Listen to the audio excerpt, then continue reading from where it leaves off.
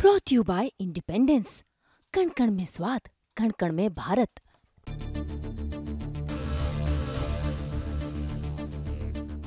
क्योंकि बराबर का जब चला जाता है ना तो दिल भर जाता है। जब सिपाही का गर्म खून मेरे लग रहा था ना तो आग लग रही थी शरीर के अंदर। दिमाग तो जा रहा है पोस्ट के ऊपर, बार बार पोस्ट पे जा रहा है साहब। अब उन्होंने हमारे या सब एक बात है साहब, ये बटालियन के अंदर प्योर हीर थे। और इसके अंदर ये एक और भी बात है, इसी में मामा था, इसी में साला था। बात है साहब, कंपनी से पूछ लो। बोल पहले तो आप अपना ही बता रहे। तो मैं कहा मेरा इरादा है, कट जाएंगे, मर जाएंगे, अपनी माँ के दूध को नहीं ले जाएंगे। एक एक इंच ज़मीन के ऊपर दुश्मन की लाश बिछा देंगे।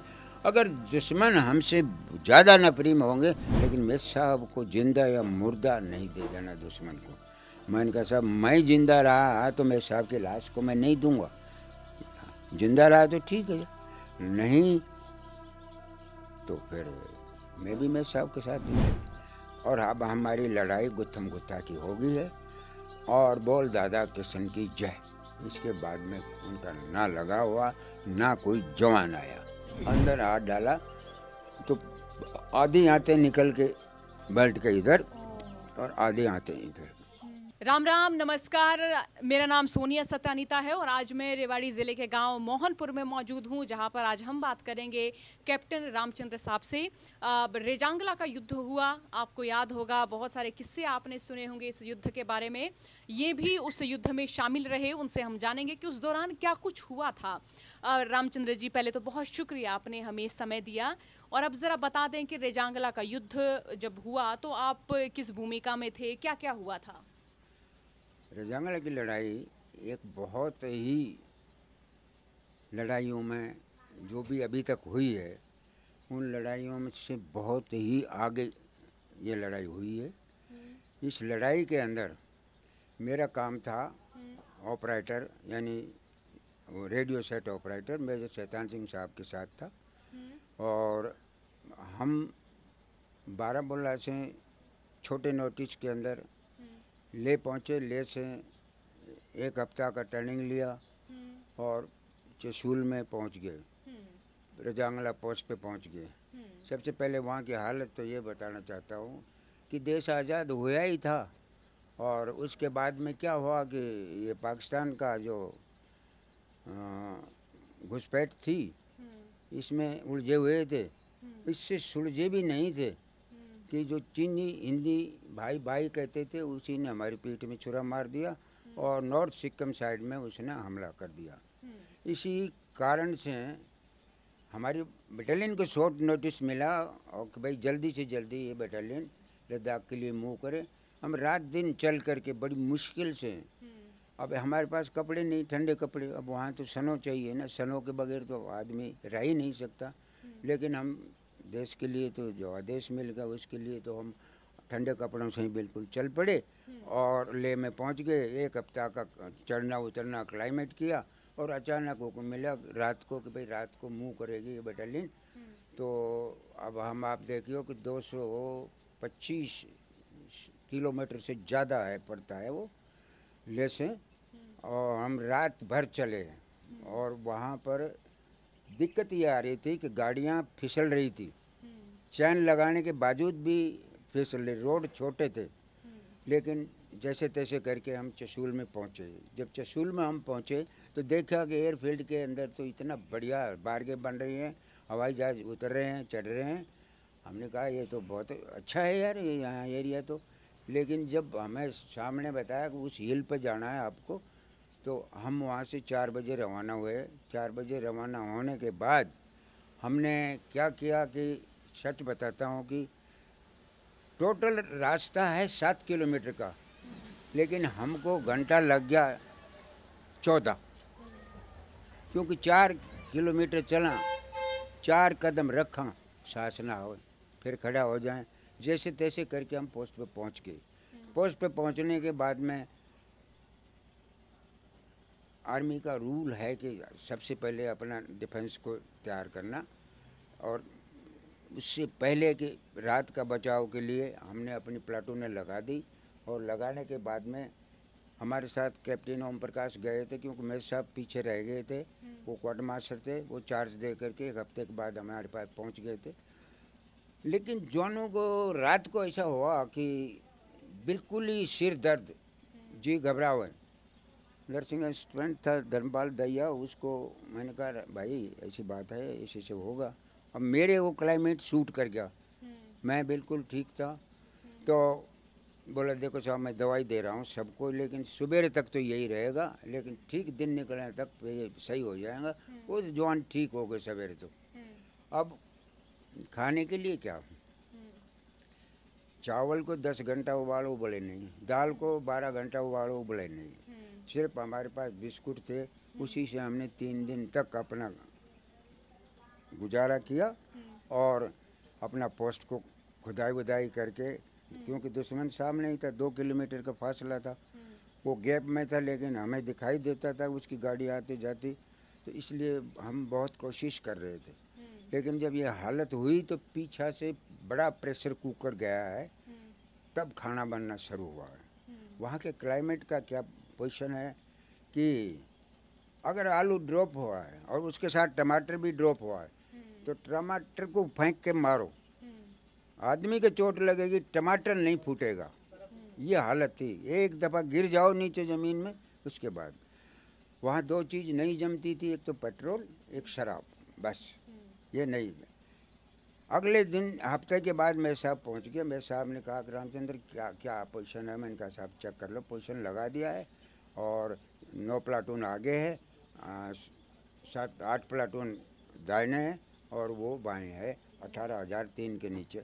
ठीक है, चेक किया, कोई कमी भी थी दूर करी, क्योंकि मेरे साहब ट्रेनिंग के बहुत माहिर थे और इसलिए उनको अच्छी तरह ज्ञान था कि किस ढंग से दुश्मन को ज़्यादा से ज़्यादा कैजुअलिटी दे सकते हैं। हालत दिन पर दिन हम बना रहे। अब वहाँ पर बनाए तो तब जब एक गैंती मारे तो वो गैंती सिर में मार के लगे, ज़मीन फूटे ही नहीं।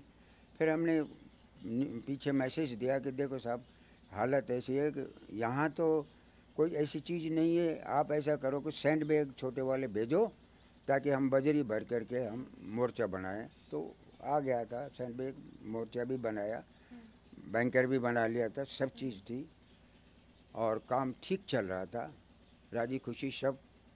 चिट्ठियाँ वगैरह भी आना शुरू हो गई थी, क्यों बाई एयर आती थी, तो उसके बाद में नीचे से मैं मंगा लेता था, क्योंकि मैं सिग्नल में था, वायरलेस सेट था मेरे पास और टेलीफोन भी था।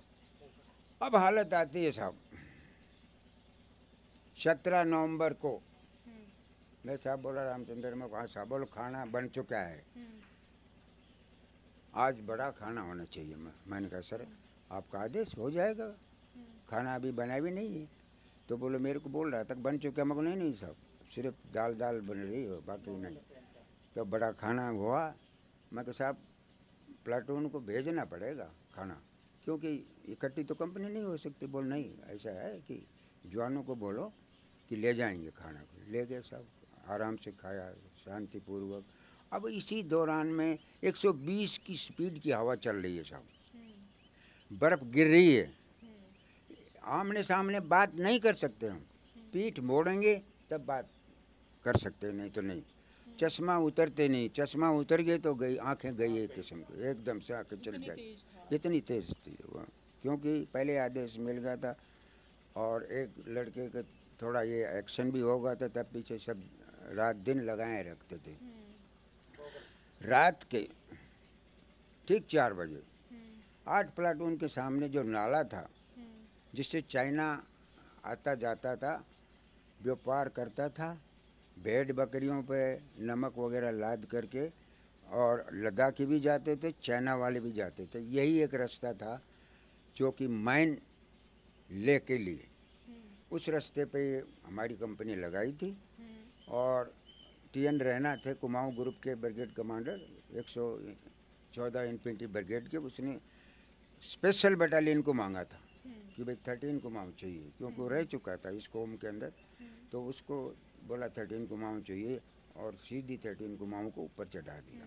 अच्छा, उस समय इस 13 कुमाऊं में सारे मैं कहूँ कि यादव सैनिक थे। यह सब एक बात है साहब, ये बटालियन के अंदर प्योर हीर थे। और इसके अंदर ये एक और भी बात है, इसी में मामा था, इसी में साला था, इसी में बहनेऊ था। यानी ऐसी रिश्तेदारी फंसी हुई थी कि हद से ज़्यादा, हद से ज़्यादा। हाँ, और ज्यादातर हरियाणा, राजस्थान और यूपी के सैनिक। हाँ बस ये यूपी के कम थे, हरियाणा के 60 थे, इसके 25 थे, उसके 22 थे। एक पंजाब का था सपाई वाला, बाहर नाम था उसका। ये बाकी प्योर था सब। अब हम शाम को खाना वगैरह बनाया। इससे पहले 2 दिन पहले बार्बर है हमारा एक और सफाई वाला, उन्होंने मेरे साहब को शिकायत कर दी कि साहब ये रामचंद्र सिपाही है ना। बोलो हाँ साहब। हाँ भाई क्या बात है? बोले साहब ये हमको गरनेट चलाना नहीं सिखाता है, ना राइफल चलानी सिखाता है। वो नहीं बोलता तुम्हारा काम नहीं है। और साहब हम ये कह रहे हैं कि अब हमारा वो काम तो होता नहीं है, बाल तो कटते नहीं है, ठोडी बनती नहीं है, इसलिए हम चाह रहे हैं कि हमें भी थोड़ा बहुत हथियार चलाने के बारे में है। मेरे को बुलाया रामचंद्र, मैंने कहा साहब बोले अपने भाइयों से क्या नाराज़गी? मैंने ना सबको बिल्कुल नाराज़गी नहीं है, कभी कैसे नाराज? बोलो इन ये नु कह रहे हमको सिखाते नहीं। मैंने कहा था साहब ये इनका काम नहीं है, ये अपना काम को रखें, ज़रूरत पड़ेगी तो ये अपना ही काम करेंगे, वरना नहीं इनको भी सिखाओ। तो मैंने उनको अच्छी तरीके से सिखाया, राइफल खोलना, जोड़ना और फायर करना, ग्रेनेड को अनप्रेम करना, प्रेम करना सिखा दिया उनको। अब आप ये देखिए 5-5 राउंड फायर भी करा दिया उनको राइफल से। तो मैंने बोला देखा कितना भारी झटका लगता है, 303 राइफल का झटका ऐसा लगता है अगर लापरवाही करोगे तो ये हड्डी टूट जाएगी। बहुत डेंजर राइफल थी वो सीख गए। अब रात के बजे 4, तो दिन में तो हम ओपी भेजते थे, ऑब्जर्वेशन पोस्ट जो, तो हमारा ओपी दिन में चला जाता था, सवेरे 5 बजे निकल जाता था शट के साथ। और ऐसी जगह बैठता था एक मोटे पत्थर की वोट में कि दुश्मन को हरकत अच्छी तरह देख सके और अपना लोकेशन को ना मालूम हो दुश्मन को। और शाम को 17 तारीख को रिपोर्ट दिया कि रामचंद्र ये हाल है। मैं कहा बोल भाई क्या? बोल भाई 13 टन ट्रुप्स की इस गैप में गई है, मीडियम मशीन गई है, आर्टिलरी, फील्ड रेजिमेंट गई है, टैंक गए, RCL 9 गई है। मैं बोले यार ये तो बहुत जुगाड़ गया। बोला हाँ ये जुगाड़ गया है, ये आप लिख करके मैसेज पीछे भेज दो। और लिखा, मैं साहब को दिखाया। मैं साहब बोला साहब मैं कह रहा था ना सतर्क रहना पड़ा। मैं साहब सतर्क है, इस चीज़ में क्या डरने की बात है? तो बोला कि ये मैसेज दे दो हेडक्वार्टर को। हेडक्वार्टर को दिया, हेडक्वार्टर ब्रिगेड हेडक्वार्टर से आदेश मिला कि बिल्कुल अलर्ट रहना है। इससे पहले हमें 4 दिन पहले एक हुक्म मिला कि आप लोग पोस्ट छोड़ के पीछे आ जाओ, क्योंकि गुप्तचर विभाग से कुछ ऐसा आदेश था कि भाई चाइना जो कम से कम भी 10,000 से हमला करेगा इस एरिया के अंदर। तो बोला कि तुम पीछे आ जाओ। जब वो मैसेज मेरे पास आई तो मैंने वो मैसेज को लिख करके मेरे साहब का आगे रखा। तो मैंने कहा सर ये मैसेज तो आई है। तो बोला कि तेरा क्या इरादा है रामचंद्र? मैंने कहा मेरा इरादा से पहले आप एक बात है साहब कंपनी से पूछ लो। बोल पहले तो आप अपना ही बता रहे। तो मैं कहा मेरा इरादा है कट जाएंगे, मर जाएंगे, अपनी माँ के दूध को नहीं ले जाएंगे, 1-1 इंच ज़मीन के ऊपर दुश्मन की लाश बिछा देंगे। अगर दुश्मन हमसे ज़्यादा नफरीम होंगे तो यहीं सो जाएंगे, लेकिन हम ज़मीन को नहीं देंगे साहब। ये बात है। बोला तो बोले ये मेरी भावना है। तो मैंने कहा कंपनी से पूछो ना साहब। तो जुम्मेवार आदमियों से पूछा गया तो उन्होंने बोला साहब हम मर जाएंगे लेकिन पोस्ट को नहीं छोड़। हमने पोस्ट 1 महीना में तैयार कर लिया पोस्ट। और हम 1 दिन नहीं 2 दिन भी लड़ सकते हैं इस पोस्ट से। आने दे, वो ऊपर आएंगे चढ़ के, हम ऊपर हैं, आने दे, घबराने की क्या बात है। अच्छा, जो भारतीय सेना है वो उस समय हम ये कहें कि वो पर्वत पे थी, पहाड़ पे, चीन वाले जो हैं वो ग्राउंड पे। चीन थे 16,000 पे, हम थे 18,300 फीट के ऊपर थे हम। तो वो 2 नाले थे ऐसे चढ़ने के लिए, तो वो नाले से ऊपर ही चढ़ सकते हैं, बाकी नहीं। तो शाम को मैसेज चली गई, अलर्ट का हुक्म मिला, बारिश चल ना बर्फ़ गिर रही है, हवा चल रही है, बड़ बड़ बड़ बड़ बड़ बड़ हवा के बहुत ज़्यादा हवा, बुरी तरीके, कोई एक दूसरा बात नहीं कर सकता। अभी रात का कम्युनिकेशन था कि ये जो 8 प्लाटून से एक पेट्रोल चलती थी, वो हेडक्वार्टर में जाती थी, हेडक्वार्टर से 9 में जाती थी, 9 से 7 में जाती थी, 7 से चलती थी, वो 3 इंच मोटर पर आती थी, 3 इंच मोटर से कंपनी हेडक्वार्टर में आती, कंपनी हेडक्वार्टर 9 में, 9 से 8 में, फिर वापस कंपनी हेडक्वार्टर मिलाप रात को, मतलब एक दूसरे। मेरा काम था आई हुई को बॉर्नवीटा या चाय पिलाना, रात को तो सोना आराम था मतलब। और उस दिन तो बहुत अलर्ट थे हम लोग। 8 प्लाटून ने रात को भेजी थी नायक हुक्म के नीचे 3 सिपाही लाइट मशीन गन के 500 गज आगे नाले में लगाए, ताकि दुश्मन कि कोई हरकत लेने के लिए हमारी आ जाए तो वहीं उसको गिरा दें। अब हुआ क्या कि रात के जब 4 बजे ना, तो एक बहुत लंबा ब्रस्ट फायर हुआ लाइट मशीन गन का, पूरा पहाड़ गूंज गया। कंपनी तो मोर्चों के अंदर थी, क्योंकि जवान मोर्चों में ही अपनी जगह बना रखी थी सोने की, इकट्ठे नहीं सोते थे। मेरे सामने कहा रामचंद्र क्या? मैंने कहा सर 8 प्लाटून का आगे हरकत हुई है, ये ले। मैंने कहा लाल फायर होगा, दुश्मन से लगाव होगा। मैंने कहा क्योंकि वेरी लेट का लाल फायर होगा तो इसका मतलब दुश्मन से लगाव होगा। मैंने कहा सर अभी मैं बात करके हरिराम साहब से बताता हूँ क्या पोजीशन है, कैसे क्या। 5 मिनट के बाद हरिराम साहब ने बोला कि रामचंद्र मेरे साहब को बताओ कि 8 दुश्मन आए थे, 5 मार दिए, 3 भाग गए, वो भी जख्मी तो हो गए लेकिन वो भाग गए, आप कहो तो उनकी राइफलें ले आए। मेरे साहब बोला नहीं, पोस्ट को भीतर बुला लो जवानों को और अपने मोर्चों में तैनात रहो। बोल ठीक है साहब, जवानों आगे सब कुछ हुआ। बात कर ही रहे थे कि 7 प्लाटून से खबर आई कि साहब दुश्मन हमारे सामने नाले से करीब 400 की नफरी में आ रहा है ऊपर की तरफ। मैं साहब बोला सूजाराम साहब, यह आज का दिन हमारी भारत माँ, दूध पिलानी माँ, इन दोनों का है। सूजाराम साहब बोले आप चिंता मत करिए साहब, हमारी मार में तो आने दीजिए साहब। अब इस गैप के ऊपर 3 इंच मोटर का जो फायर है उसका कोड वर्ड रखते हैं हम कि उनका नाम देते हैं, जो ही नाम बोलेंगे तो वहीं फायर आएगा। साथ ही 7 प्लाटून की 2 इंच मोटर, 9 प्लाटून आगे थी उसकी भी 2 इंच मोटर उसी नाले के अंदर।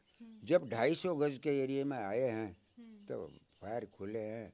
आप ये सोच लो सब कुछ 10 मिनट तक तो किसी को यही नहीं पता कि क्या हो रहा है। इधर से मोटर फायर करी, इधर वो कर रही, वो हमला नाकामयाब, सारे के सारे चाइनीज लौट गए वापस। बात कर ही रहा था सूजाराम साहब कि हमला नाकामयाब कर दिया तो बम्बारमेंट आ गया दुश्मन का, इतना भारी बम्बारमेंट एंटी टैंक का, क्योंकि गोला का रेंज से हम थे, ज़मीन के रास्ते से तो 2 किलोमीटर पड़ता था, लेकिन जो फायर का रेंज होता है ना वो छोटा हो जाता है। तो उनका एंटी टैंक और फील्ड मीडियम, उसके बाद जो ताकत थी उसने पूरी लगा दी रजांगला के ऊपर। आईटी की गनें जो फायर करती है ना, वो पूरी ताकत लगा दी उसने अपनी तरफ। और 20 मिनट तक मेरे साहब ने कहा कि मोर्चों के अंदर रहो, बाहर मत निकलो, बम फूट रहे हैं, बम का छिलका जा रहा है। तो इस लिहाज से जवान अपने बैंकर के अंदर सुरक्षित रहो, जब जरूरत पड़े तभी बाहर निकलना है। 20 मिनट तक उसने हमारी साहब बिल्कुल धुआं उड़ा दी उस दौरान दुश्मन। उस दौरान में हमारा बड़ा सेट था, 62 सेट होता था पहले, उसके 2 ऑपरेटर थे जो बटालियन से आए हुए थे। वो उनका बैंकर भी उड़ गया और वो सेट भी जल गया और दोनों जवान एक्सपायर हो गए। मैंने कहा साहब, मैं साहब बोले हाँ भाई क्या बात? उनका रुक गया, रुकते के साथ मैंने कहा सर दुख की बात है कि बड़ा सेट जो था उसके दोनों ऑपरेटर और 7 शट बर्बाद हो गया, बैंकर डिस्ट्रॉय हो चुका है। तो बोलो रामचंद्र ऐसा करो आप, उनका जो 31 शट है ना वो आप ले लो। मैंने कर लेता हूँ सब, मैं वो लिया है। मैं लेकर आ ही रहा था कि मेरे पास 88 था यहाँ लगा हुआ, बम का छिलका है साला, दोनों को फोड़ गया। वो तो मैंने निकाल के गिरा और फिर 31 शट पीठ के ऊपर लिया। बात कर ही रहे थे कि दूसरा हमला फिर साथ पा गया, वही नफरी, वो हमला भी नाकामयाब कर दिया। बात कर ही रहे थे कि हरिराम साहब का आदेश है कि सब दुश्मन सामने से नफरी है 800 करीब हमारी तरफ बढ़ रहा है। तो मैं साहब बोला जैसे सुजराम साहब ने काम किया है उसी को आप दोहराएंगे क्या? बोले साहब आप चिंता क्यों करते हो, चाइनीज़ को हम आगे नहीं बढ़ने देंगे, हाँ हमारी मार में तो आने दीजिए तब हम हरकत करेंगे। तो वही हुआ कि साहब वो पूरा का पूरा ऐसा चाइनीज़ का हाल कर दिया फायरिंग ने, क्योंकि वहाँ से 3 इंच मोटर, वहाँ से 2 इंच मोटर, वहाँ से 2 इंच मोटर, यहाँ से लाइट मशीन गन, नहीं उस माँ से कोई 150 के करीब जख्मी बचे होंगे, बाकी शुदा हथियार वहीं लौट के, जैसे बीमार बेड हो जाए ऐसे ना, खेत में मर जाए ऐसे कैसे लौट के। चाइनीज़ का हाल कर दिया फायरिंग ने, क्योंकि वहाँ से 3 इंच मोटर, वहाँ से 2 इंच मोटर, वहाँ से 2 इंच मोटर, यहाँ से लाइट मशीन गन, नहीं उस माँ से कोई 150 के करीब जख्मी बचे होंगे, बाकी शुदा हथियार वहीं लौट के, जैसे बीमार बेड हो जाए ऐसे ना, खेत में मर जाए ऐसे कैसे लौट के। मैं साहब ने बोला पूछो, मैंने कहा साहब पोजीशन बहुत अच्छी है, नाकाम हमला हो गया। बात कर ही रहा था कि साइड से करीब 14,000 से एक हमला और आ गया साहब। हमला 8 के ऊपर आया तो बोले साहब घबराइए नहीं, वो आ रहे हैं नीचे उतर के और हम नीचे से ऊपर मारेंगे उनको। वो हमला भी नाकामयाब कर दिया उसका।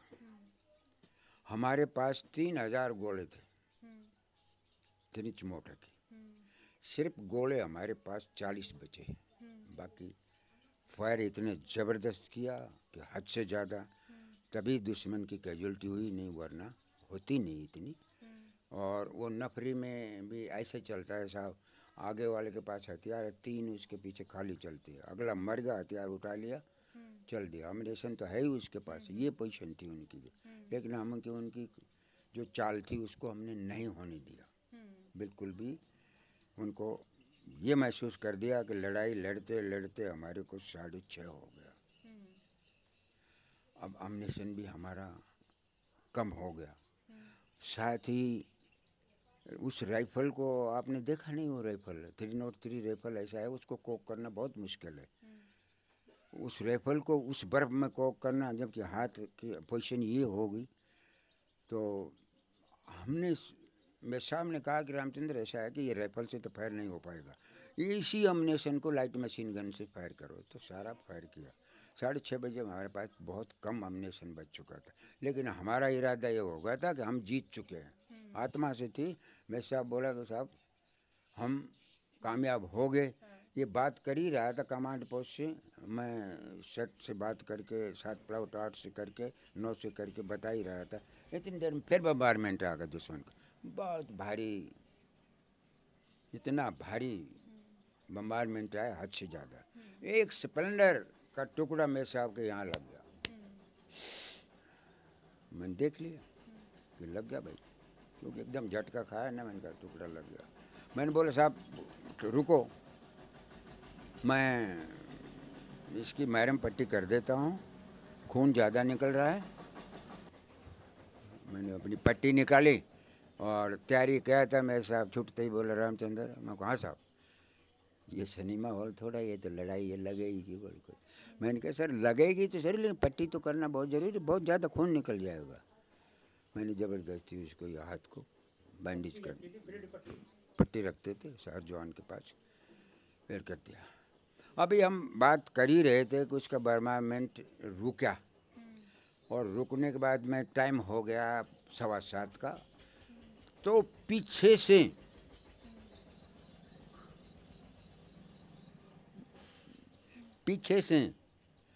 दुश्मन 7 के ऊपर भी हेडक्वार्टर के ऊपर भी, 8 प्लाटून के ऊपर भी, 3 इंच मोटर के ऊपर भी। पीछे से दुश्मन आ गया। अब पीछे से दुश्मन आया तो हमने ये सोचा तो कम दिख रहा था, बर्फ़ गिर रही थी, हवा चल रही थी, तो धुंधला दिखाई दे रहा था। वो करीब 400 गज दूर से। तो बोला कि एक सिपाही बोला कि साहब अपनी कंपनी आ गई दिक्कत से। मैंने बोला ठहर देखते हैं। तो बाइनोकुलर से देखा तो मैंने कहा मेरे साहब को, मैंने कहा साहब ये तो चाइनीज है। वो चाइनीज है? बोला हाँ। वो दे मेरे को देखा, देख के बोला हाँ चाइनीज। वो घोड़ा याक बकरी इन पर अम्नेशन वगैरह लाद करके और वो पूरा आए थे। वो रात को कितने बजे चला बाद में हमें पता चला कि वो रात को 5 बजे ही चल दिए थे। और उन्होंने 24 किलोमीटर का घेरा डाला है पीछे डाल करके वो हमारे पीछे आए हैं। अब मेरे साहब ने बोला कि रामचंद्र तू एक काम कर। मैंने कहा हाँ, वायरलेस सेट से खबर दे 3 इंच मोटर को कि वो 80 डिग्री पर फायर करे। मैंने कहा सर 80 डिग्री पर तो हमारे ऊपर भी आएगा। बोलो अब हमारे की बात नहीं है, इसके हथियार नहीं लगने चाहिए, आप आदेश दो। मैंने ऑर्डर दिया। मैंने कहा सर 80 डिग्री पे राइट 500 मीटर।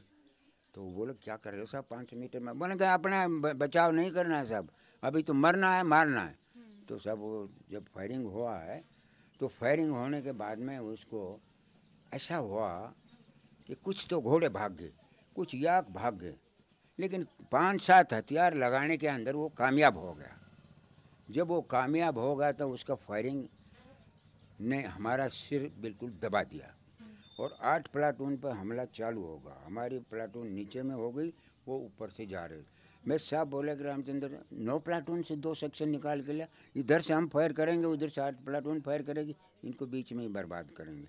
इसी दौरान में क्या हुआ कि एक RCL वाले ने फायर मारा तो हवलदार मेजर का पैर पे टिका, हवलदार मेजर वहीं गिर गया। और गिरते ही बोला रामचंद्र एक बात सुन ले मेरी। मैंने कहा साहब? मेजर साहब की लाश मत दे देना।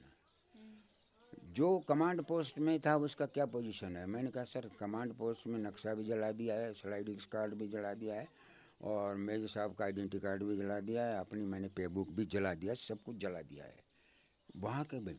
तो ये ध्यान रखा। मैं तो जा रहा हूँ, क्योंकि यहाँ से जब पैर चला गया तो फिर बचना तो मुश्किल है। लेकिन मेजर साहब को जिंदा या मुर्दा नहीं दे देना दुश्मन को। मैंने कहा साहब मैं जिंदा रहा तो मेजर साहब की लाश को मैं नहीं दूंगा, जिंदा रहा तो ठीक है, नहीं तो फिर मैं भी मेरे साहब के साथ ही वहाँ पे लेट जाऊंगा। मैंने कहा बोला हाँ यही ध्यान रखा। अब साहब ने क्या गुस्सा आया, फट खड़ा हुआ। मैं बोले साहब पोजीशन रहो, आपके ऊपर के फायर आ रहे हैं। बोले अरे रामचंद्र इस RCL वाले को हिट कर किसी तरीके से और तुम मुझे राइफल दे। मैंने कहा सर आप वहीं रहो, मुझे ही दो, आप बता दो कि जिस RCL वाला ने फायर किया है इसको हिट करो। कुदरती भगवान की ऐसी होती है कि जब जिसको मारना होता है, जिसकी मौत आती तो जिस गोली पे लिखा वो होती है, उसको गोली लगी, लिखते के साथ वो गिर गया। लेकिन नंबर 2 ने जब मेरे साहब खड़ा हुआ तो नंबर 2 उसका light machine gun, medium machine gun थी, उसने ब्रस्ट मारा तो मेरे साहब के यहाँ लगा। 6 गोली मेरे साहब की थी, वो ब्रस्ट और वो सारा पेट में चला गया। मेरे साहब गिर गए एकदम। उम्र कम थी, एकदम अंधेरा हो गया कि भाई अब क्या होगा। तो कमांडर जब हालत ही हो जाती है तो सिपाही को बहुत मुश्किल हो जाती है। सर्विस 5 साल ही तो थी उस टाइम पर, लेकिन फिर भी जो लेक्चर सुनते थे और उसमें बातें होती थी तो फिर हिम्मत बंधी कि मैंने कहा लड़ेंगे, आने दो इसको। हमारी गुत्थम गुत्था हो गई साहब। 7 प्लाटून के सुजाराम साहब ने कहा कि रामचंद्र, मैं को हाँ। बोल भाई हमारा पीछा से हमला हो गया है और अब हमारी लड़ाई गुत्थम गुत्था की हो गई है और बोल दादा कृष्ण की जय। इसके बाद में उनका ना लगा हुआ ना कोई जवान आया, बच करके कोई भी नहीं आया। अब जब मैं साहब को एकदम तो बेहोश हो गए, फिर होश आया। बोलो रमेश साहब बोला रामचंद्र में कहाँ साहब? बोलो मेरा पेट में दर्द है। मैंने कहा साहब जो करना है, पेशाब करना, लूज मोशन करना, जो भी करना है आप कर लो, मैं संभाल लूँगा आप, लेकिन इस टाइम बेल्ट नहीं खोला जाएगा। बोला रहा मेरा बहुत ज़्यादा दर्द है। मैंने अंदर हाथ डाला तो आधी आते निकल के बेल्ट के इधर और आधे आते इधर। मैंने खोला रामचंद्र, बेल्ट खोला और मैं साहब गया काम से। हाँ मैंने कहा साहब खोल दिया। और फिर होश आया उसको। बोलो रामचंद्र एक काम कर। मैंने कहा साहब तू बटालियन में चले जा। मैंने कहा ऐसे आपको छोड़ कैसे चला जाऊँ? बोलो मेरी परवाह मत कर, तू बटालियन में चला जा और बताना कि कंपनी ऐसे लड़ी, नहीं तो वो बोलेंगे कि सुत्ती कंपनी कट गई, ये मेरे को दुख हो जाएगा, मैं यहीं शहीद होऊंगा, तू मेरे को रहने दे, मेरी कोशिश मत कर रामचंद्र। मैंने कहा सर आपको मैं छोड़ के नहीं। बोलो मेरा हुक्म नहीं मानेगा? मैंने कहा सर परसों आपने लेक्चर दिया था कि लड़ाई के अंदर सिपाही का भी हुक्म चलता है, मैं आपको नहीं छोड़ के जाऊँ। फिर वो बेहोश हो गया।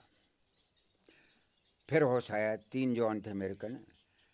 अरे बोलो तुम ऐसा करो भाई बहादुर हो, बच सको तो बच लो किसी तरीके से। तो उन्होंने बोला साहब अब हमारी गुत्थम गुत्था की लड़ाई है, मल लड़ाई शुरू हो जाएगी। अब तो हमारे पास एमिनेशन भी नहीं है, अब बट की लड़ाई है और मारकूट। उसी दौरान में सिंहराम ने 2 चाइनीज को पकड़ के ऐसे मार मार के सिर फोड़ के ऐसे फेंक दिया और एक का पैर पकड़ा, सीधा मारा खींच के पत्थर के, सिर फोड़ दिया। फिर उसके लगा एक ब्रस्ट, वो फिर शहीद हो गया। अब जब वो शहीद हो गया तो लाशें जब लाया है, जब नज़ारा देखा हमने, उसको सुलाया है, कम्बल उठाया है और उसको उल्टी राइफल सिराने गाड़ी है, हेलमेट रखा है, इतना बड़ा लेटर लिखा है उस कमांडर ने, द बेस्ट इंडियन सोल्जर। वो लेटर अभी भी हमारे म्यूजियम में लगा हुआ है। उसने लिखा है कि ऐसा बहादुर सैनिक मैंने, तो था भी बहुत तगड़ा था, 6 फुटा था साहब, हैम्बर गोला। चीन वालों के उधर चले गए थे वो। हाँ चीन वाले ने लिखी ना, अच्छे सोल्जर की दुश्मन भी तारीफ करता है, तारीफ करता है। तो अपने जो 6 सोल्जर हैं वो क्या चीन के हिस्से चले गए थे? हाँ। अच्छा तो ये लड़ाई होती रही। जब मैं साहब को थोड़ा आया, बोलो रामचंद्र गया नहीं? मैं बोला दिलासा दे दे। हाँ मैंने कहा साहब मैं जाऊंगा, आप घबराओ मत, मैंने कहा हिम्मत रखो, मैं जाऊंगा, आप थोड़ा सा होश में हो जाओ, मैं जाऊंगा फिर आपको। बोलो मेरा होश आना नहीं है, अब आप चले जाओ। और उसके बाद में वो एकदम से मूर्छित नाड़ गिर दी। नाड़ गिरते के साथ में मैंने निगाह मारी उनकी घड़ी पर, 9 वॉच थी उनके पास, तो घड़ी रुक रुक रुक रुक चल रही थी। मैं कहा मेरे साहब अब ख़त्म होगा। अब वहाँ से अगर मैं साहब को उठा के चलता हूँ तो 7 प्लाटून से 18,300 शैतान सिंह साहब, हाँ हाँ, अगर मैं उठा के चलता हूँ तो मैं दुश्मन वहाँ से मेरे को अंगेज कर रहा है, पहले ही देख रहा है, मेरे ऊपर का पैर जा रहा है और निकलना मुझे सिर्फ 5 गज, उसके बाद में ढलान आ जाता है, फिर पैर असर नहीं करता है, मैं गैप में हो जाता हूँ, गोलियाँ ऊपर के निकले। लेकिन वो 5 गज निकलना भी बहुत कठिन था। लेकिन मैं जवान था साहब, जवानी थी, माँ ने बहुत खिलाया था मेरे को। मैंने मेरे साहब को ऊपर लेट गया और लेटने के बाद बाँत भर के, और कभी मेरे साहब ऊपर, कभी मैं ऊपर, कभी ऐसे उसको पलौटा खा कर 4 गज जो हम रिज पर आ गया, रिज के इधर ढलते के साथ ही फिर मैं मेरे साहब को उठा के कंधे पर मैं नीचे ले गया हूँ। 800 गज नीचे लाने के बाद में मैंने मेरे साहब को रखा है और 9 बजे मारी मैंने घड़ी पर, 7:15 का टाइम हो रहा था, मेरे साहब ख़त्म हो चुका था। अब वहाँ से क्या है कि डिमोरल हो गया बिल्कुल भी कि अब क्या करे रामचंद्र, कहाँ जाए तू। नीचे आया, मैंने सोचा कि क्वार्टर मास्टर राशन भेजता था, वहाँ आदमी होंगे और वाशरमैन वगैरह, तो उनको लेके मेरे साहब की लाश को नीचे लेंगे। वहाँ पहुँचा तो वहाँ तो आग लग रही है, जल रहा है सब कुछ, राशन पानी हो गया, क्वार्टर मास्टर भी नहीं है। मैंने कहा यार ये तो फिर मामला ही को। इतनी देर में जीप आ गई साहब, और जीप आके मेरे पास रुकी। उन्होंने देख लिया था सिपाही रामचंद्र है। हाँ, पूरी बटालियन जानती थी, क्योंकि मैं बॉक्सिंग खेलता था, इसलिए पूरे जानती था, हर जवान को पता था। तो बोला रहे तो रामचंद्र है वायरलेस ऑपरेटर। वहाँ पहुँचे हैं साहब, मैं गया। मैंने कहा भाई एक बात बोल, भाई तेरी बात नहीं सुनेंगे, हमारी बात सुन। मैंने कहा बोलो जीप में बैठ।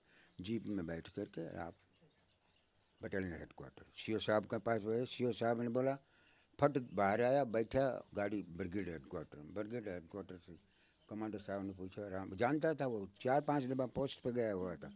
बोले रामचंद्र। मैंने कहा हाँ साहब। क्या रहा? मेरा दिल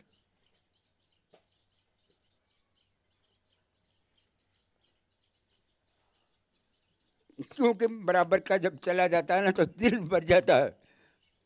जब सिपाही का गर्म खून मेरे लग रहा था ना, तो आग लग रही थी शरीर के अंदर। तो मैंने कमांडर साहब को बोला कि साहब कंपनी तो पूरी शहीद हो चुकी है, अब मैं बचा हूँ, हो सकता है 1-2 जख्मी बच जाए बस। बोला रामचंद्र एक बात बताओ, कैद कितने हो सकते हैं? कंपनी कैद हुई? मैंने कहा सर कंपनी कैद नहीं हुई। 2 जवान हो सकते हैं, उनके फ्रोस्ट बाइट है, वो गुठलियाँ चलते हैं, और गुठलियाँ चलने के बाद में वो कैद हो सकते हैं। बाकी तो सब जवान हमारे जो कि दुश्मन से लड़ते हुए शहीद हो गए हैं साहब। बोल शाबाश बहादुर, हिम्मत रख।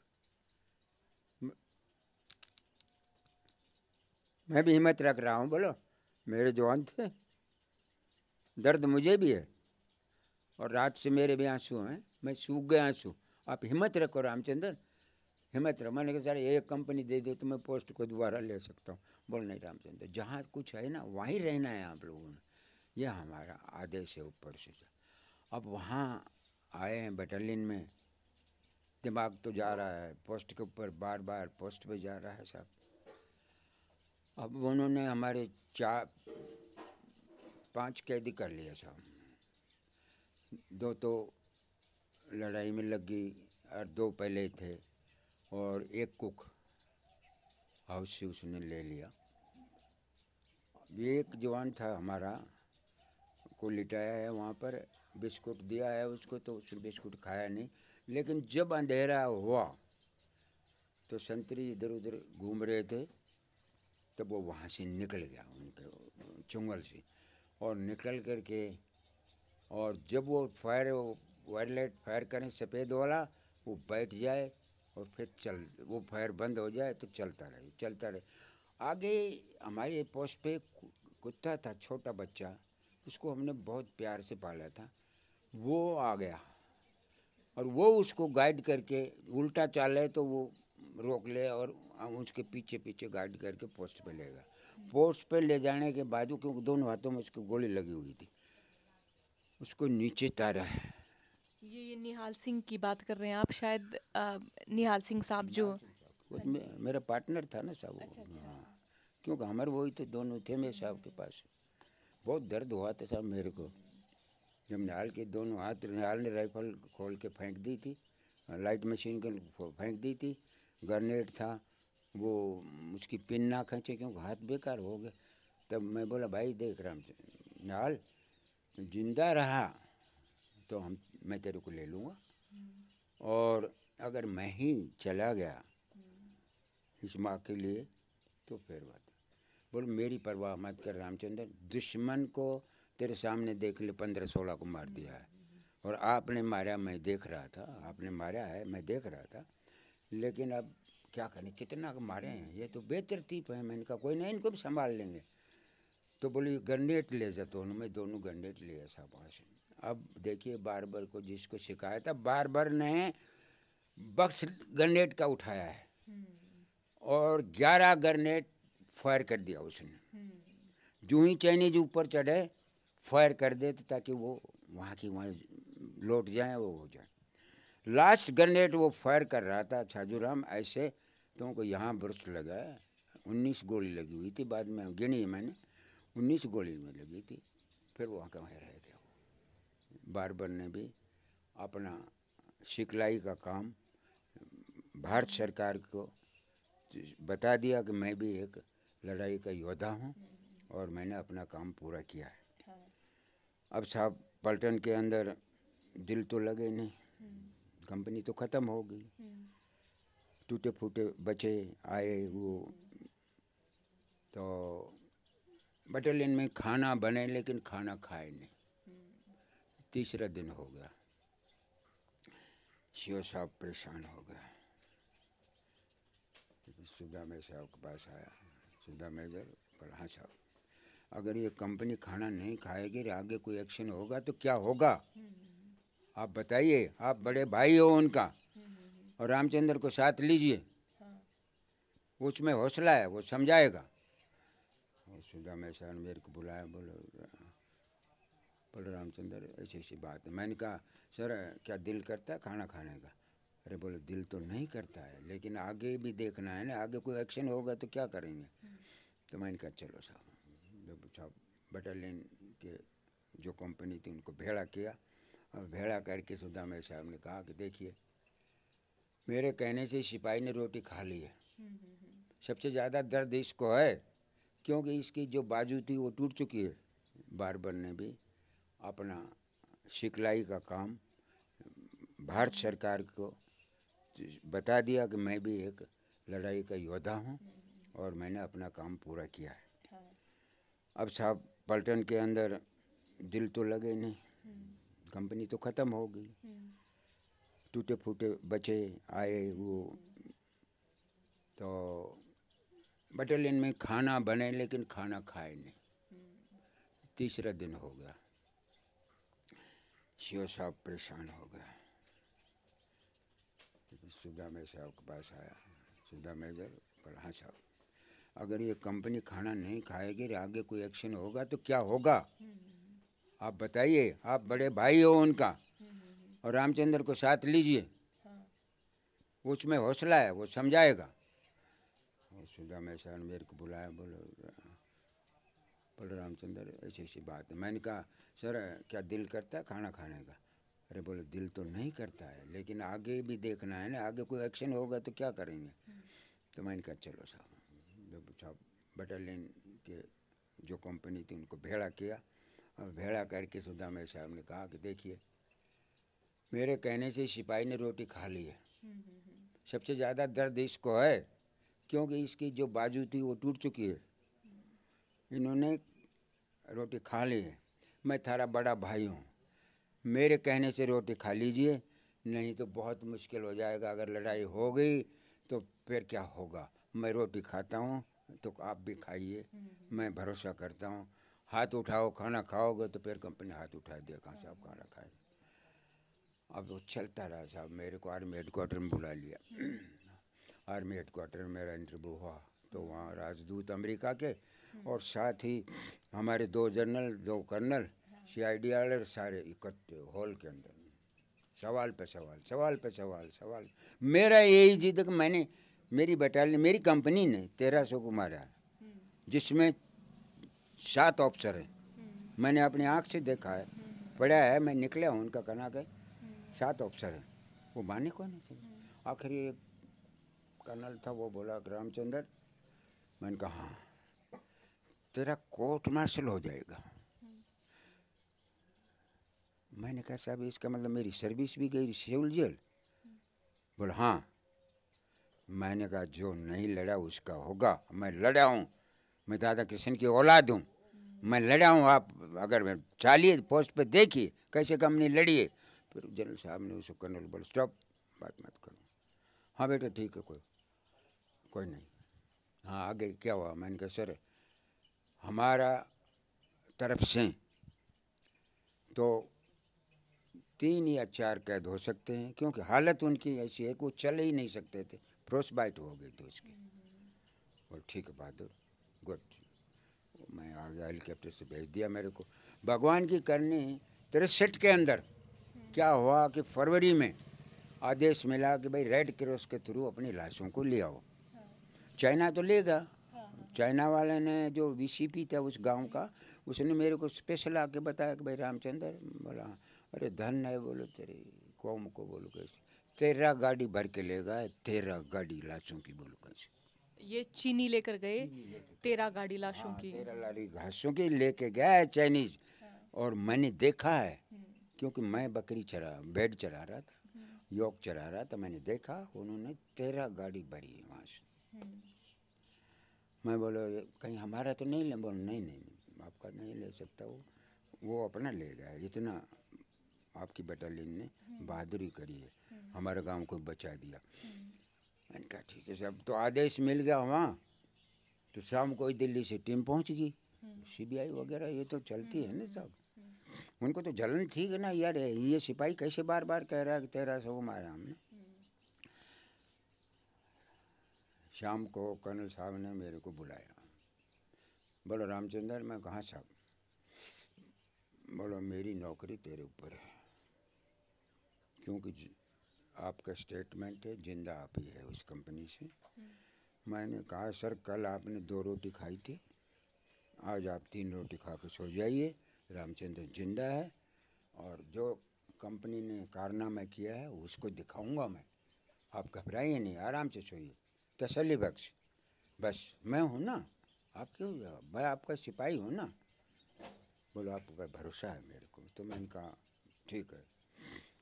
सवेरे चलने लगे तो हम तो क्लाइमेट सूट था, फटाफट चलने लग गया।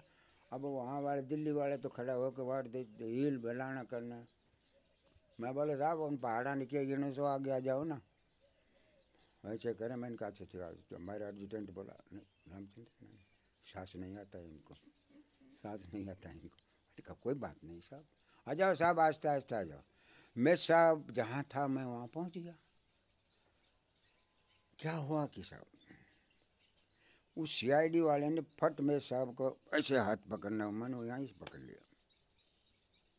नहीं साहब, वो फाइल निकाल जो मैंने स्टेटमेंट दिया था, 4 पॉइंट दिया था। मेरे साहब मिलेगा, मेरे साहब का दस्ताना मिलेगा, दस्ताना नहीं मिलेगा तो पत्थर पे खून मिलेगा, ये चीज़ चेक कर लो। उन्होंने निकाली, चेक किया, ओके थैंक यू, अब हाथ लगा सकते हो। 8:15 बज रहे हैं। बाद में आप कहोगे कि टाइम आपने गलत बताया, मैंने 8:15 का टाइम बताया। मेरे साहब 8:15 बजे सुरक्षित हार गए थे। अभी आप देख लो, टाइम भी देख लो, अब हाथ लगा सकते हो। बोलो ठीक है। एडजुटेंट बोला भाई घोड़ा पे मेरे साहब की लाश और जोधपुर जाएगी इससे हेलीकॉप्टर से। मैंने कहा सर देखिए, पहले मेरे साहब का पोस्टमार्टम करना बहुत ज़रूरी है। जिंदी गोलियां भी मेरे साहब के अंदर हैं, क्योंकि मेरे साहब वाली गोली भी अंदर चली गई, वरना हो गए हो तो मैंने हिदायत दे दी है। मैंने कहा ठीक अच्छा सीआईडी वाले ये लोग देखने आए थे। है। वो मैंने स्टेटमेंट दिया हाँ, था ना, हाँ, हाँ। उस पर हाँ तो आपके स्टेटमेंट पे वो आए थे आए यहाँ थे, पे, और लड़ाई वो कि क्या- मेजर शैतान सिंह को भी लेकर जा रहे थे वो। कि क्या रामचंद्र लेकर आया कि नहीं लेकर आया? हाँ मेजर शैतान सिंह को। हाँ, कि ये आदमी ये कह रहा है कि मैं मेरे साहब को लेकर आया, ये लेकर आया कि नहीं लेकर आया, और क्या टाइम जो दिया था वो टाइम इसने बताया क्या, वो पॉइंट जो एक्चुअल है कि नहीं है, क्योंकि मैंने अपने एडजुटेंट को भी दे दिया था और वहाँ दिल्ली भी दे दिया था। बिल्कुल। तो साहब करके वो 2.5 घंटे में पहुँचे ऊपर। और जब पहले 8 प्लाटून में पहुँचे, जब 8 प्लाटून में पहुँचे तो सबसे पहले उन्होंने निगाह मारी कि जवान लाइट मशीन गन चला ही रहा है, छाती में बुश लग गया, तो ऐसा कैसे है, दुश्मन की ताकत नहीं हुई कि इसको छुटा लूँ इस गिरफ्त में। ग्रेनेड ऐसे थ्रू कर रहा है तो ऐसे ही वो फेंका है, तो वहीं पर क्या हुआ, रह गया ऐसा कैसे। जब ये हालत देखी मेरे साहब ने, ब्रिगेड कमांडर साहब ने, मेरे साहब की कंपनी की, तब मेरे साहब का दिल भर गया साहब, मैं आपको सच बताता हूँ। तो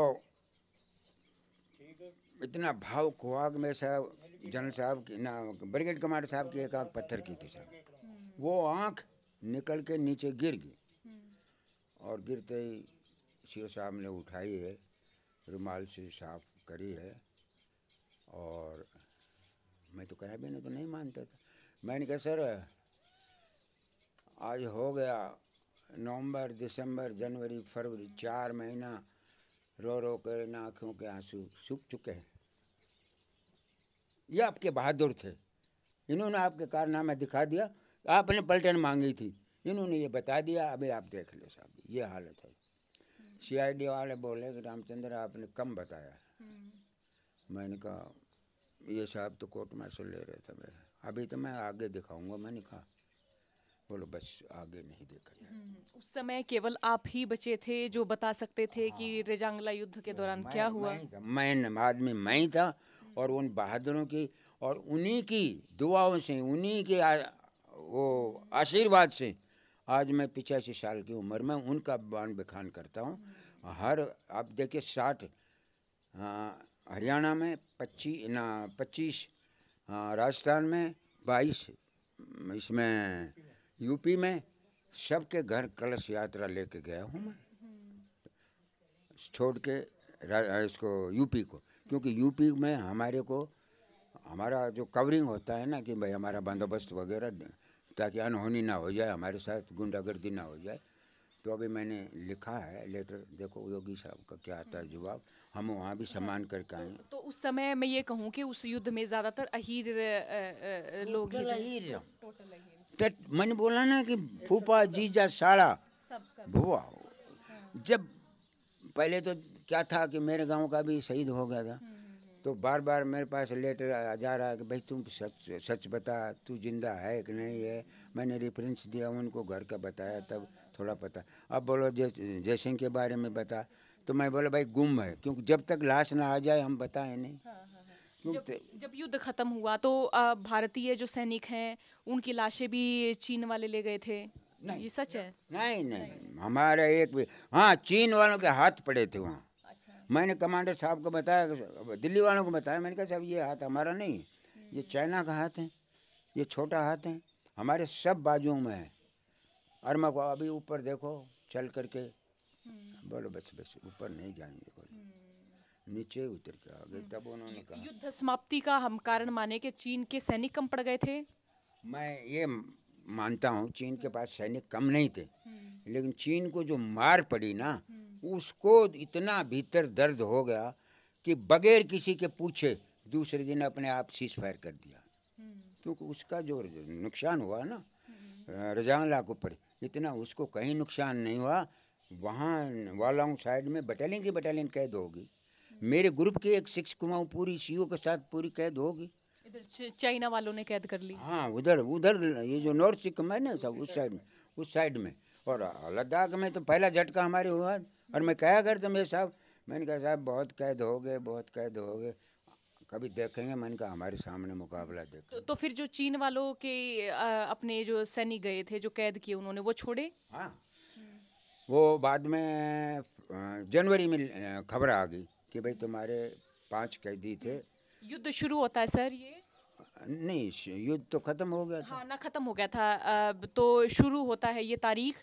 ये युद्ध तो 23 अक्टूबर को, 23 अक्टूबर सन। हाँ 23 अगस्त को साहब, हाँ उस साइड में वो है। हमारे पास तो आया है 18 नवंबर को झटका हुआ, अपने पास आया है। बस। और हमारे सैनिक उन्होंने लौटा दिए हैं। हाँ वो क्या हुआ कि वहाँ से खबर आ गई कि आपके सैनिक आ गए, तो वो हमारा एक सैनिक जो बलबीर था, वो मेरे साथ रहा करता ड्रामा के अंदर भी, और छोटा बॉक्सर भी था, वो मेरे साथ ही रहता था, और वो गाना बहुत अच्छा गाता था, तो वो भी कैद हो गया था। तो नर्स बार बार उसको कहती थी कि बलबीर, बोला मेरे भाई साहब वो गाना सुना दे, वो ड्यूटी पे आते ही गाना सुना। तो उसका एक ही गाना था, फेमस गाना, तेरी प्यारी प्यारी सूरत को किसी की नजर ना लगे, चश्मे बंद हो। इतना ही शब्द बोले कि वहाँ खत्म हो गया, बलबीर खत्म हो गया। यानी डॉक्टर इतने से इतने आ गए, लेकिन वो दोबारा बोल नहीं सका, खत्म। उसके पंडित जी के थ्रू दाह संस्कार करवाया है, और उसकी जो वो लेके आए थे वो हमको दिया था। और जिस दिन दिया उस दिन भी मैं बहुत रोया, क्यों हमारे सब एक प्लेट में खाना खाने वाले, यहाँ गांव की माफिक नहीं है। वहाँ भाई चाहे झाड़ू वाला हो चाहे कोई हो, सब लड़ाई के अंदर तो एक आदमी के बाद दूसरा आदमी आ जाए हिम्मत बन जाती है, और जब अपना जाता है तो मैम बहुत दर्द होता है साहब। जब वो दिया फूल तो भबक पड़ा मेरी भीतला जो है ना, पीछे से सीओ साहब ने बस रोका झाल को, बड़े हिम्मत रख रामचंद्र, आपके तो स्टेटमेंट आपके पास ही साहब। अब साहब मैं आपको बताऊं, हमारी लड़ाई को तो बिल्कुल गुम कर रखा था, और मैं बार बार कह रहा हूं कि भाई सरकार आ रही है, हम तो नहीं आ रहे ना, हमने तो अपना से 13 गुना मार दिया। अब किस्मत ये हुई कि इसका अनुबल था CNN का चैनल का, साल की गिरे मनाते हैं ना, तो तब कहीं गलती से बुला लिया मेरे को कि भाई अच्छा लड़ाई में लड़े हुए हैं, और अच्छे इसमें परेकर साहब भी, बॉक्सर भी, अमिताभ बच्चन वगैरह, हेमा मालिनी वगैरह सब बुलाए थे वहाँ। वहाँ बुला लिया मैम साहब, मेरे को तो क्या हुआ 3.5 घंटे तक पार्लियामेंट पूरी बैठी, लालू वालू सब, तो सबके भाषण हो लिए। तो लास्ट में मेरे को बोला भाई कप्तान रामचंद्र आपको 5 मिनट देते हैं, आप ज़रा बोलिए। तो मैं उठ के गया स्टेज पे, जाने के बाद में मैंने कहा एक चैनल के कमांडर को मैं धन्यवाद करता हूँ कि जो कि मेरे को माइक दिया, लेकिन मेरी लड़ाई जो है 5 मिनट में पूरी नहीं होगी, इसलिए मैं माइक को वापस करता हूँ। वहीं से खड़ा होकर बोला रामचंद्र बोल जितना बोलना है, बोल जितना बोलना है, आप बोलिए। 45 मिनट तक बोला और उधेड़ कर रख दिया मैंने सरकार को, उधेड़ कर रख दिया। मैंने कहा अब मुझे एक बात बताओ कि किसका अफसर का बेटा सेना में है, आप बताओ। किस नेता का बेटा भी सेना में है? और किस नेता का बेटा सेना में है, मुझे बताइए साहब। जब मेरा भाई मर के आया है तो गवर्नमेंट ने क्या दिया वो भी मुझे बताइए। क्या दिया? कुछ नहीं दिया। एक राजस्थान गवर्नमेंट ने सिर्फ 16 बीघा ज़मीन दी है। बहुत खुश हूँ मैं, बोला राजस्थान सरकार की तरफ से मैंने धन्यवाद किया। हरियाणा, पंजाब और यूपी, इनका नाम लेना ही गुनाह है। मैंने कहा और हमारी फाइल को निकालो, उस पर दीवाल चढ़ रही है। मैं कांग्रेस सरकार से कह रहा हूँ हमारी फाइल निकालो बाहर, हमको भगोड़ा बोल रहे हैं। अब मेरी फाइल तो निकालो, तब उसमें पता चलेगा। और उस टीम से बात करो जो आर्मी हेडक्वार्टर ने मेरा इंटरव्यू लिया था, तब पता चलेगा। क्या हुआ था सर उस समय की जो सरकार थी? हालत ऐसी थी, वो जो उनका ना हमारे पास एमनेशन है कांग्रेस का जो था भाई, ना हमारे पास साजो सामान, ना खाने का, ना पहनने का, ना कुछ। हम तो बिल्कुल ठंडे ड्रेस से, ठंडे बूटों से लड़ने के लिए आए। हमारी क्या गलती है यहाँ? और फिर भी हमने तो अपने से 13 गुना मार दिया और फिर हमारी फाइल नीचे दबा रखी। मैम हमारे साथ बहुत धोखा होता है। मैम वो क्या चाहते थे वो सरकार वाले? लड़ाई दबी रहे। वो क्यों चाहते थे कि लड़ाई दबी रहे? कोई कारण? वो लड़ाई इसलिए चाहते थे कि हमारी जो भीतर की भाप है वो दबी रहे, क्योंकि हम इस काबिल नहीं थे। डिफेंस मिनिस्टर उस टाइम हॉस्पिटल, जो नेता था जो CNC होता है हमारा, वो भी हाजिर नहीं है। क्या लड़ाई लड़ेगा जवान? जवान तो कमांडर जब खड़ा रहता है ना पीठ के पीछे, तब जवान आगे बढ़ता है। तो मानो कि मेजर शैतान सिंह का उस समय बहुत रोल रहा, उन्हीं के दम पे ये लड़ाई शुरू हो रही। तो साहब शैतान सिंह साहब ने लड़ाई नहीं, लड़ाई दादा कृष्ण की औलाद ने लड़ी है। और शैतान सिंह साहब भी यही कहता था कि मैं भी कृष्ण जी का वंशज हूँ। भाटी है ना, खोल के देखिए पूरा, ये वंशज जो है दादा कृष्ण के। उन्होंने मेरी बात हुई एक दिन बैंकर के अंदर। मैंने कहा सर आप ये, मैं तो आपको जय माता करता हूँ और आपने दादा कृष्ण की तस्वीर लगा था। जय माता भी और दादा कृष्ण भी एक ही हैं रामचंद्र। लेकिन मैं आज तेरे को बताता हूँ कि जो भाटी है ना, ये यदुकुल को जो है ना, ये कृष्ण की वंशज है। मैंने कहा ठीक है साहब। राजस्थान की जो बटालियन है वो जय माता की बोलते हैं लड़ाई में। अब क्या हुआ कि ये बात ये जो हॉल में बैठे थे, यानी वो अपने को बहुत तेज समझता है, बहुत तेज समझता है लालू प्रसाद, अपने को बहुत अफंड करता है, लेकिन उसकी आंखों में आंसू गिरवा दिए मैंने। जो अच्छी बॉक्सर जो अपनी आसाम की है, वो खड़ी हो करके और बोले कि बड़े साहब आगे सहन नहीं होगा। तब मैंने बोला कि अब मैं ये बंद करता हूँ। मैं बोला नेता जो है एक शहीद के ऊपर 2 फूल चढ़ा करके आ जाता है, ये नहीं पूछता क्या रामचंद्र जब से पेंशन आया है हर घर जा रहा है, उनकी बेटियां की शादी में जा रहा है, मैं कन्यादान करता हूँ पलटन से मंगाता हूँ, नेता के पास जाता हूँ तो बोलता अभी सो रहा है। मैं दाऊँ बोला, खूब बोला, मतलब खूब बोला, मैं घबराता नहीं था कि सो रहा है। और कभी बाई चांस मिल भी गया तो बोलो हाँ भाई भेजेंगे भेजेंगे, दुआना नहीं देते। मैं बोलो और सेना की तनख्वाह क्या है, मैंने कुछ भी नहीं है, मैंने बोला 0 है, लेकिन किसको कहाँ कोई सुनने वाला ही नहीं है। मैं बोला यह हाल है हमारा तो सैनिकों का।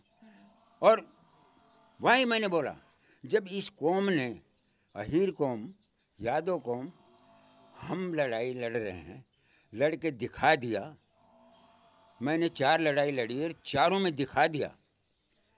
फिर मैंने कहा हमारी अहीर रेजिमेंट नहीं बन रही, चाहता क्या है सरकार हमारे से क्या चाहता है कि कितना हमारा बलिदान लेना चाहता है। भाई हम किसी का हक नहीं मांग रहे, हम तो ये चाहते हैं कि हमारे को अगर आप नहीं बनाते हो तो सबका हटा दो और सबका भारत लिख दो यहाँ पर। देखिए मैंने बोला कि मेरे पास 2 परमवीर चक्रा, 27 वीर चक्रा, 28 सेना मेडल, लेकिन नाम क्या होता है, लड़ते हम नाम कुमाऊं का होता है। यहाँ मेरे दर्द होता है, मैंने ठीक बोल, मैंने कहा यहाँ मुझे दर्द होता है और मैं लड़ रहा हूँ, जो रैलियाँ हो रही है। मैं भोपाल में भी गया हूँ, इसमें छत्तीसगढ़ में भी गया हूँ, कर्नल साहब के साथ बुलाया, मैं गया, राजकोट में गया, भरतपुर में गया। आज मुझे जाना था बहरोड, लेकिन जब आपका टेलीफोन आ गया तब मैं बोला भाई देखो मैं अब नहीं आ सकता, क्योंकि मैंने हाँ भर लिया है। अब मैं किसी का दिल तो आज तक दुखाया नहीं, जब तक मैं जीऊँगा मैं उन शहीदों की बखान करने के लिए रेडी रहूँगा। अब आप कोई भी सवाल कर सकती है मेरे से, कोई भी कर सकती है। मेजर शैतान सिंह कितनी उम्र के थे उस समय? अभी आप देखो 42 के करीब हो सकता है, 38-42 के करीब हो सकता है उसकी उम्र। वो तो कब पैदा हुआ ये भी मैं आपको दे दूँगा। मतलब काफी यंग थे उस समय जितने उस लड़ाई में थे, मैं कहूँ कि सारे ही बड़े बड़े यंग थे। सारे यंग थे, क्यों? और फिर मेरे साहब जो डबल क्वालिफाइड थे, जो ही ये यंग हुआ है तो महाराजा की फौज है जोधपुर में, उसी में चला गया था रिसाला में, और वहाँ से फिर निकल के कुमाऊं ग्रुप में आया, तो इसको डबल ट्रेनिंग थी शैतान सिंह। अब एक बात मैं बोलता हूँ कि जब मेरा इसकी मैम साहब ने मुझे बुलाया, पलटन चली गई थी जोधपुर, तब उसने बुलाया मेरे को, तब वो बोले कि सबसे पहले रामचंद्र तेरा नाम आया था, आज मैं कहानी सुनना चाहता हूँ। मैं बोला मैम साहब कहानी मैं सुना दूँगा, लेकिन ये पर्दा हटाना पड़ेगा। ऐसे पर्दा लगा हुआ था, उधर मैम साहब बैठी थी, इधर मैं बैठा। मैंने कहा ये पर्दा हटा देती तो मैं कहानी सुना देता हूँ, नहीं तो मैं नहीं सुनाऊँ। बाकी बीरबानी तो बोले हटा देता हूँ, हटा दो। पर्दा हटा तो मैंने कहा घूंघट भी हटा दीजिए आप, अब कहानी सुनिए। 25 मिनट कहानी थी, हार के मुझे बंद करनी पड़ी, क्योंकि भबक उठी ना, वो तो साथ बैठी थी बीरबानी, वो भी रोने लग गई। 25 मिनट में मैंने ऑफ कर दिया। नाम शैतान था, देवता था, बड़े जो कमांडर थे उनको बड़ा भाई बोलता था, और हम जो छोटे थे ना, अरे छोटे भाई क्या कर दिया, कोई बात नहीं, चिट्ठी आ जाएगी ना, तू कैसे बैठा है? बोलना साहब चिट्ठी की बात नहीं कर रहा हूँ मैं। तो क्या बात है? आज रामचंद्र साहब ने जो पायलट से बात कर लिया है, कल स्टो आ जाएंगे तुम्हारे लिए, तो कोई दिक्कत नहीं होगी। बोलो जहाज आया था उसने मिला लिया चैनल, बात होगी। तो यादव है बोलो कोसली कना का, तो उसने बोला कि साहब मैं कल ही ड्रॉप कर दूंगा, और दूसरे दिन शख्स ड्रॉप करेगा 32। मैंने कहा ले लो भाई ले लो, तो तुम्हारा वेलफेयर पूरा हो रहा है। बोलना नहीं साहब ये बात नहीं है। बोल क्या? बोल मैं तो ये कहता हूँ कि साला दुश्मन से कब लगाव हो हमारा। अच्छा ये सोच रहा है, तो बोलो ठीक है फिर तो बहादुर है तू, यहाँ की बातें करते। नाम उसका शैतान रख दिया, देवता था, क्योंकि मैं उसी का मंगोलियन हट था उसी। बोल रामचंद्र आप और निहाल मेरे साथ रहोगे। मैं बोले साहब हम उसमें ऑपरेटर वाले में सो जाते। बोले नहीं आराम से, कितना बड़ा है आराम सो। इसका जो रानी खेत सेंटर है ना कुमाऊं ग्रुप का, सर आप थोड़ा इधर आ जाएं, मैं आपसे भी बात करूंगी। हाँ नहीं नहीं आ जाएं सर, यहाँ बैठे हैं। हाँ हाँ मैं इतना ना बता पाऊंगा, साहब बता रहे हैं। हाँ हाँ। आप कौन सी बटालियन में थे? मैं था 11 कुमाऊं में। जो 13 कुमाऊं लड़ी है ना, उसके बदले में 11 कुमाऊं बनाई है, उसके बदले में 11 कुमाऊं बनाई है। क्योंकि जो ना जब इन 13 कुमाऊं का वीर अहीरों का जो देखा है ना जलवा, इसलिए 11 कुमाऊं खड़ी करी दोबारा फिर उन्होंने। पहले हरियाणा नहीं था, पंजाब था। पंजाब का मुख्यमंत्री और हरियाणा का राजा राव वीरेंद्र दोनों चले गए लद्दाख में, और दोनों ने मेरे से बात करी। और राव वीरेंद्र 4 कुमाऊं के थे वैसे। आखिर में वो बोला पीठ पर हाथ धर के कि शाबाश शाबाश, आपने कमाल कर दिया, अपने पूर्वजों की कमाल कर दिया। बोला आपने, यानी आपने रेवाड़ी का मान रख दिया। क्या चाहिए बोल बोलो। मैंने कहा सर मांगो। बोल मांग। मैंने कहा एक कंपनी गई है हमारी, इसके बदले में एक अहीर बटालियन चाहिए मेरे को। उस टाइम पर प्रताप कैरू का और राव वीरेंद्र का सोनिया जी से अच्छे संबंध, इंदिरा गांधी से बहुत अच्छा गहरा दोस्त। 2 महीने के बाद में 11 कुमाऊं खड़े हो गए। अब मेरे को ये बोलते हैं कि उस दिन आपने रेजिमेंट क्यों नहीं मांगी, रेजिमेंट क्यों नहीं मांगी। बोलो आप उसने आपने रेजिमेंट क्यों नहीं मांगी आपने। मैं बोला देख भाई मैं तो बच्चा था उस टाइम, मेरे को यही सूझा, मैंने बोल दिया तो बोल दिया भाई, अब देख लो।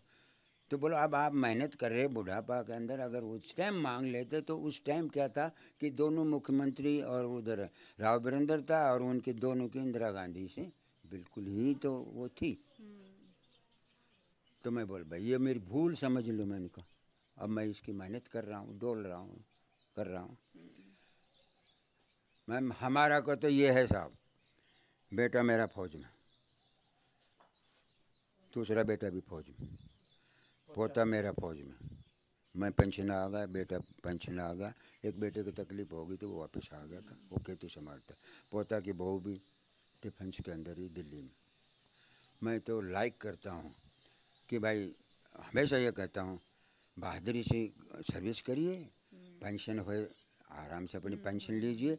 अगर दुश्मन से टक्कर हो गई तो भाई 10 को मार करके तिरंगा में ओढ़ के बेशक आ जाना, पीठ मत दिखा देना। मेरा यही होता है हमेशा। और सारे मैं कहूँ कि सेना में सारे ही देहाती लोग हैं। सर है बात, देहाती तो रहेंगे। देखिए मैं आपको बताऊं, एक मैनेजर होता है ना सिविल के अंदर, 6 प्लाट खरीद लेता है। और एक सैनिक है ना, अपनी बेटी का बड़ी मुश्किल से शादी कर पाता है, उसके पास नहीं होती है, कष्ट कमाई की होती है। और यहाँ मैनेजरों की इनकी क्या है, एक जगह पोस्टिंग दूसरी जगह, एक प्लाट ले लिया, वहाँ प्लाट ले लिया, वहाँ प्लाट ले लिया। लेकिन हम इसको लायक नहीं समझते। हम ये समझते देश की सेवा करना ये हमारा फर्ज है साहब। ये मेरी खुशकिस्मती, मैं आपसे मिली, ये मेरी बहुत खुशकिस्मती मेरे, मैं आप लोगों से मिली। धन्यवाद साहब आपको। और देहातियों के बगावती बागी किस्से तो मैं बहुत चाव से सुनती रही हूँ, लेकिन ये रेजांगला की युद्ध की लड़ाई आप जैसे बता रहे थे, मेरी आंखों के सामने सब कुछ चल रहा था। सब कुछ चल रहा था, बिल्कुल भी आँखों के सामने, बिल्कुल। और जब ऐसे सिपाही दुश्मन को देखता है तो खून जो है ना उबलता है कि आगे तो आ, तू आगे तो आ मेरी तरफ, तेरे को मैं दिखाऊंगा। और साहब मैं आज आपको बताऊं, लड़ाई में 3 ही चीज़ याद रखता है सिपाही। जननी जिसके पेट से पैदा हुआ उसका दूध की लाज बचाना, जिस जमीन पे पैदा हुआ उसको बचाना, तीसरा जिससे है दादा कृष्ण की औलाद है उसका ही छत्तर घूमता रहता है लड़ाई के अंदर। जब हम हमला करते हैं तो बोलते हैं दादा कृष्ण की जय, सीधा चढ़ जाते हैं ऊपर, चाहे मरो चाहे जियो, नाम उसका लेते हैं। अब वो स्वर्गवास देता है क्या देता है उसका फैसला उसके ऊपर है, हमारा तो काम है काम करना हमें। यही साहब, आपको कोई गलती हो तो माफ़ करना। नहीं ताऊ जी, मेरी ये बहुत शर्मिंदा ना करो, ये बड़ा बहुत शुक्रिया ताऊ जी इस बातचीत के लिए, बहुत शुक्रिया आपका। तो जी उसमें आते हैं, आज तक का उसमें आता है साहब का। हाँ बिल्कुल, हमने देखा, बिल्कुल देखा इनको। और जो ना हमारी मतलब यही जो ना लड़ाई चल रही है, हमारी यही चॉइस है कि हमारी जो ना रेजिमेंट बने, यही रेजिमेंट। बाकी जो ना हमारा काफ़ी जो ना चल रहा है, लेकिन देखो अभी भगवान हमारी सुन लेगा तो ठीक है, क्योंकि हम वैसे अहीर, लेकिन नाम किसका, कुमाऊनिया का होता है। और हम अहीर जो ना लड़ाई करते हैं, नाम कुमाऊनिया का होता है, इसलिए हमें दर्द होता है। अभी हमारा जो रानीखेत सेंटर है कुमाऊं हिल में, तो उसमें जो मेजर शैतान सिंह जो था 13 कुमाऊं में, जो रजांगला कंपनी में था, तो उसका नाम से ग्राउंड भी बना रखा है वहाँ, और पूरा उसकी जो ना डिटेल दे रखी है। और जो भी पेंसिल आता है ना सेंटर से, तो बोर्ड बना रखा है, उस बोर्ड में जो ना शैतान सिंह का और सोमनाथ का, हमारे जो कुमाऊं ग्रुप के मेजर शैतान सिंह और सोमनाथ सिंह दोनों जो ना वीर जो ना शहीद हुए हैं, उनका दोनों का सेंटर के अंदर जो ना बोर्ड टके हुए है, और दोनों का ग्राउंड बना रखा है, मेजर शैतान सिंह का और मेजर जो ना सोमनाथ का भी। मेजर शैतान सिंह 13 कुमाऊं था। तो ये जो है, हम ताई से भी बात करना चाहेंगे। ताई जी आप आओ ना ना ना ना ना ना ना आप बातचीत करो, बातचीत करो। अब जरा बताएं कि जैसे कि कैप्टन साहब जब फौज में थे, जब युद्ध से बोलो ना जाए का ताई आप जैसे बोलो वैसे बोल लियो ने। मैं कभी भी ना बोली सी। क्यों? इधर आप इधर आके बताओ। नहीं नहीं नहीं, आप इधर आके बताओ। जब तू साथ रह कैसा बता, कुछ साथ रह का है ना, साहब के साथ रह का ही है, तो बता ये मैं ऐसे ऐसे थी। पुरानी बात देखियो। हाँ तो पुरानी बात बताओ ना, जब आप सुनते थे, नहीं बताओ, जब आप सुनते थे कि आपके आदमी जो से वो लड़ाई में गए हैं, तो आप क्या सोचा करें? मैं तो कुछ ना बोली, मैं तो आज बोल के बताओ आप क्या सोचा करो थे? शादी नहीं हुई थी, शादी नहीं हुई थी। अच्छा कब हुई तो फिर? मैं हौलदार बनने के बाद मैं तो छोटी सी थी, बुढ़ा का ब्याह दी मेरे को। पहले कौन करता था? क्यों? पहले सैनिक के नहीं करता था, क्योंकि इतना वो था ही नहीं कि उसको ये मिलेगा ये मिलेगा ये मिलेगा।